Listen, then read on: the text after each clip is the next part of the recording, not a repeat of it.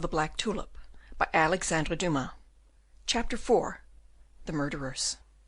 The young man, with his hat slouched over his eyes, still leaning on the arm of the officer, and still wiping from time to time his brow with his handkerchief, was watching in a corner of the Buitenhof, in the shade of the overhanging weatherboard of a closed shop, the doings of the infuriated mob, a spectacle which seemed to draw near its catastrophe. "Indeed," he said to the officer, "indeed, I think you are right, Van Deken. The order which the deputies have signed is truly the death warrant of Master Cornelius. Do you hear these people? They certainly bear a sad grudge to the two De Witts." "In truth," replied the officer, "I never heard such shouts. They seem to have found out the cell of the man. Look, look! Is not that the window of the cell where Cornelius was locked up?" A man had seized with both hands, and was shaking the iron bars of the window in the room which Cornelius had left only 10 minutes before. "Halloa, halloa!" the man called out, "he is gone." "How is that, gone?" asked those of the mob who had not been able to get into the prison, crowded as it was with the mass of intruders. "Gone, gone!" repeated the man in a rage. "The bird has flown." "What does this man say?" asked his Highness, growing quite pale. "Oh, Monseigneur, he says a thing which would be very fortunate if it should turn out true." "Certainly it would be fortunate if it were true," said the young man. "Unfortunately it cannot be true." "However, look," said the officer. And indeed, some more faces, furious and contorted with rage, showed themselves at the windows, crying, "Escaped! Gone! They have helped them off!" And the people in the street repeated, with fearful imprecations, "Escaped! Gone! After them and catch them!" "Monseigneur, it seems that Mynheer Cornelius has really escaped," said the officer. "Yes, from prison, perhaps, but not from the town. You will see, Van Deken, that the poor fellow will find the gate closed against him which he hoped to find open." "Has an order been given to close the town gates, Monseigneur?" "No, at least I do not think so. Who could have given such an order?" "Indeed, but what makes your Highness suppose?" "There are fatalities," Monseigneur replied in an offhand manner, "and the greatest men have sometimes fallen victims to such fatalities." At these words the officer felt his blood run cold, as somehow or other he was convinced that the prisoner was lost. At this moment the roar of the multitude broke forth like thunder, for it was now quite certain that Cornelius de Witt was no longer in the prison. Cornelius and John, after driving along the pond, had taken the main street which leads to the Tolhek, giving directions to the coachman to slacken his pace, in order not to excite any suspicion. But when, on having proceeded halfway down that street, the man felt that he had left the prison and death behind, and before him there was life and liberty, he neglected every precaution, and set his horses off at a gallop. All at once he stopped. "What is the matter?" asked John, putting his head out of the coach window. "Oh, my masters!" cried the coachman, "it is—" Terror choked the voice of the honest fellow. "Well, say what you have to say," urged the Grand Pensionary. "The gate is closed, that's what it is." "How is this? It is not usual to close the gate by day." "Just look." John de Witt leaned out of the window, and indeed saw that the man was right. "Never mind, but drive on," said John. "I have with me the order for the commutation of the punishment. The gatekeeper will let us through." The carriage moved along, but it was evident that the driver was no longer urging his horses with the same degree of confidence. Moreover, as John de Witt put his head out of the carriage window, he was seen and recognised by a brewer who, being behind his companions, was just shutting his door in all haste to join them at the Buitenhof. He uttered a cry of surprise, and ran after 2 other men before him, whom he overtook about 100 yards further on, and told them what he had seen. The 3 men then stopped, looking after the carriage, being, however, not quite sure as to whom it contained. The carriage in the meanwhile arrived at the Tolhek. "Open!" cried the coachman. "Open!" echoed the gatekeeper from the threshold of his lodge. "It's all very well to say open, but what am I to do it with?" "With the key, to be sure," said the coachman. "With the key? Oh yes, but have you not got it?" How is that?" "Have not you got the key?" asked the coachman. "No, I haven't." "What has become of it?" "Well, they have taken it from me." "Who?" "Some one, I dare say, who had a mind that no one should leave the town." "My good man," said the Grand Pensionary, putting out his head from the window, and risking all for gaining all, "my good man, it is for me, John de Witt, and for my brother Cornelius, who I am taking away into exile." "Oh, Mynheer de Witt, I am indeed very much grieved," said the gatekeeper, rushing towards the carriage, "but upon my sacred word, the key has been taken from me." "When?" "This morning."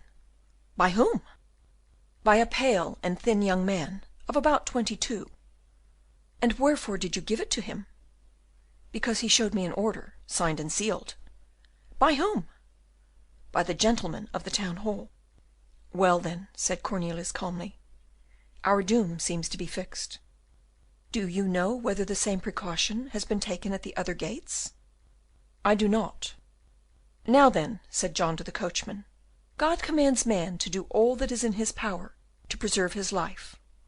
Go, and drive to another gate."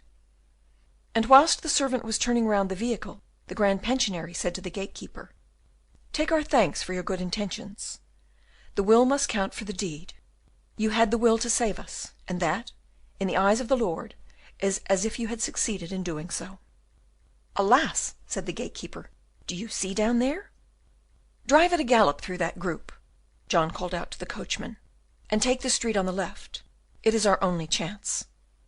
The group which John alluded to had, for its nucleus, those three men whom we left looking after the carriage, and who in the meantime had been joined by 7 or 8 others.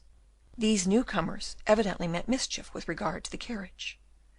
When they saw the horses galloping down upon them, they placed themselves across the street, brandishing cudgels in their hands, and calling out, "Stop! Stop!" The coachman, on his side, lashed his horses into increased speed, until the coach and the men encountered.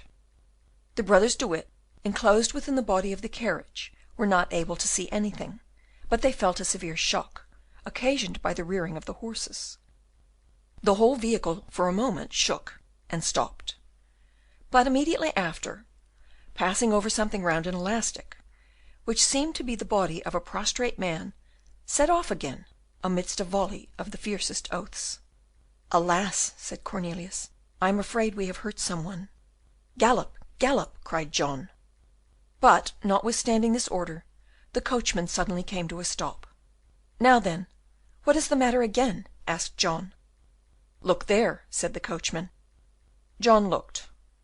The whole mass of the populace from the Buytenhof appeared at the extremity of the street along which the carriage was to proceed, and its stream moved roaring and rapid, as if lashed on by a hurricane. "Stop and get off," said John to the coachman. "It is useless to go any farther. We are lost." "Here they are! Here they are!" 500 voices were crying at the same time. "Yes, here they are, the traitors, the murderers, the assassins!" answered the men who were running after the carriage to the people who were coming to meet it. The former carried in their arms the bruised body of one of their companions, who, trying to seize the reins of the horses, had been trodden down by them.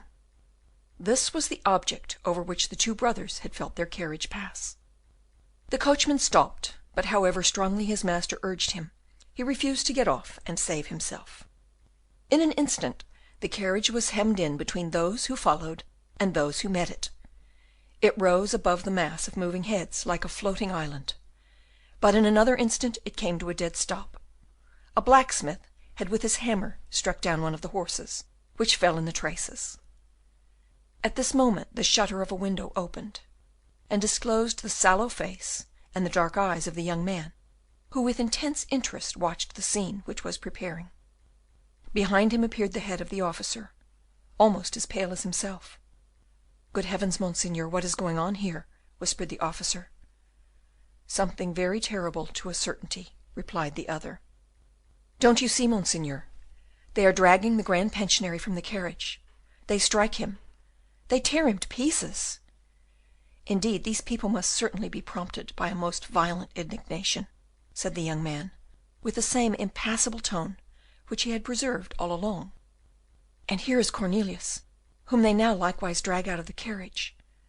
Cornelius, who is already quite broken and mangled by the torture. Only, look, look! Indeed, it is Cornelius, and no mistake. The officer uttered a feeble cry, and turned his head away. The brother of the Grand Pensionary, before having set foot on the ground, while still on the bottom step of the carriage, was struck down with an iron bar which broke his skull. He rose once more, but immediately fell again. Some fellows then seized him by the feet, and dragged him into the crowd, into the middle of which one might have followed his bloody track, and he was soon closed in among the savage yells of malignant exultation. The young man, a thing which would have been thought impossible, grew even paler than before, and his eyes were for a moment veiled behind the lids. The officer saw this sign of compassion, and wishing to avail himself of this softened tone of his feelings, continued, "Come, come, Monseigneur, for here they are also going to murder the Grand Pensionary." But the young man had already opened his eyes again. "To be sure," he said, "these people are really implacable. It does no one good to offend them." "Monseigneur," said the officer, "may not one save this poor man, who has been your Highness's instructor? If there be any means, name it, and if I should perish in the attempt—" William of Orange, for he it was, knit his brows in a very forbidding manner, restrained the glance of gloomy malice which glistened in his half-closed eye, and answered, "Captain van Deken, I request you to go and look after my troops, that they may be armed for any emergency." "But am I to leave your Highness here, alone, in the presence of all these murderers?" "Go, and don't trouble yourself about me more than I do myself," the Prince gruffly replied. The officer started off with a speed which was much less owing to his sense of military obedience than to his pleasure at being relieved from the necessity of witnessing the shocking spectacle of the murder of the other brother. He had scarcely left the room when John, who, with an almost superhuman effort, had reached the stone steps of a house nearly opposite that where his former pupil concealed himself, began to stagger under the blows which were inflicted on him from all sides, calling out, "My brother! Where is my brother?" One of the ruffians knocked off his hat with a blow of his clenched fist. Another showed to him his bloody hands, for this fellow had ripped open Cornelius and disembowelled him, and was now hastening to the spot in order not to lose the opportunity of serving the Grand Pensionary in the same manner, whilst they were dragging the dead body of Cornelius to the gibbet. John uttered a cry of agony and grief, and put one of his hands before his eyes. "Oh, you close your eyes, do you?" said one of the soldiers of the burgher guard. "Well, I shall open them for you." And saying this, he stabbed him with his pike in the face, and the blood spurted forth. "My brother!"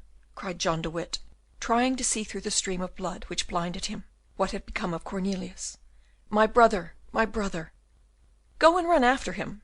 bellowed another murderer, putting his musket to his temples and pulling the trigger. But the gun did not go off. The fellow then turned his musket round, and taking it by the barrel with both hands, struck John de Witt down with the butt end. John staggered and fell down at his feet, but, raising himself with a last effort, he once more called out, "My brother!" with a voice so full of anguish that the young man opposite closed the shutter. There remained little more to see. A third murderer fired a pistol with the muzzle to his face, and at this time the shot took effect, blowing out his brains.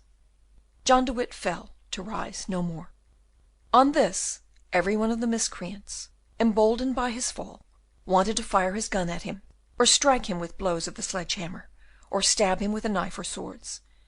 Every one wanted to draw a drop of blood from the fallen hero, and tear off a shred from his garments, and after having mangled and torn and completely stripped the two brothers, the mob dragged their naked and bloody bodies to an extemporized gibbet, where amateur executioners hung them by the feet. Then came the most dastardly scoundrels of all, who, not having dared to strike the living flesh, cut the dead in pieces, and then went about the town, selling small slices of the bodies of John and Cornelius at 10 sous apiece. We cannot take upon ourselves to say whether, through the almost imperceptible chink of the shutter, the young man witnessed the conclusion of this shocking scene. But at the very moment when they were hanging the two martyrs on the gibbet, he passed through the terrible mob, which was too much absorbed in the task, so grateful to its taste, to take any notice of him, and thus he reached unobserved the tol hek, which was still closed. "Ah, sir," said the gatekeeper, "do you bring me the key?" "Yes, my man, here it is." "It is most unfortunate that you did not bring me that key only 1/4 of an hour sooner," said the gatekeeper with a sigh. "And why that?" asked the other. "Because I might have opened the gate to Mynheers de Witt, whereas, finding the gate locked, they were obliged to retrace their steps." "Gate! Gate!"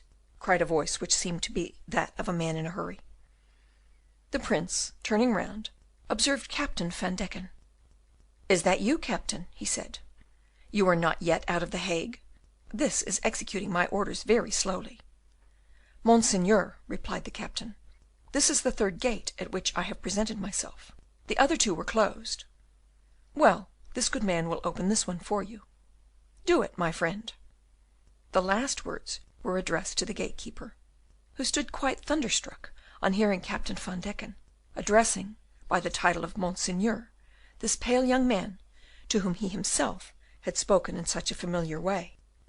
As it were to make up for his fault, he hastened to open the gate, which swung creaking on its hinges. "Will Monseigneur avail himself of my horse?" asked the captain. "I thank you, captain. I shall use my own steed, which is waiting for me close at hand." And taking from his pocket a golden whistle, such as was generally used at that time for summoning the servants, he sounded it with a shrill and prolonged call, on which an equerry on horseback speedily made his appearance, leading another horse by the bridle. William, without touching the stirrup, vaulted into the saddle of the led horse, and, setting his spurs into its flanks, started off for the Leyden road. Having reached it, he turned round and beckoned to the captain, who was far behind, to ride by his side. "Do you know," he then said, without stopping, "that those rascals have killed John de Witt as well as his brother?" "Alas, Monseigneur," the captain answered sadly, "I should like it much better if these two difficulties were still in your Highness's way of becoming de facto Stadtholder of Holland." "Certainly it would have been better," said William, "if what did happen had not happened. But it cannot be helped now, and we have had nothing to do with it. Let us push on, captain, that we may arrive at Alphen before the message which the States General are sure to send to me to the camp." The captain bowed, allowed the Prince to ride ahead, and, for the remainder of the journey, kept at the same respectful distance as he had done before his Highness called him to his side. "How I should wish," William of Orange malignantly muttered to himself, with a dark frown, and setting the spurs of his horse, "to see the figure which Louis will cut when he is apprised of the manner in which his dear friends De Witt have been served. O thou sun, as truly as I am called William the Silent, thou sun, thou hadst best look to thy rays." And the young Prince, the relentless rival of the great king, sped away upon his fiery steed. This future Stadtholder, who had been but the day before very uncertainly established in his new power, but for whom the burghers of the Hague had built a staircase with the bodies of John and Cornelius, two princes as noble as he in the eyes of God and man. Chapter 5.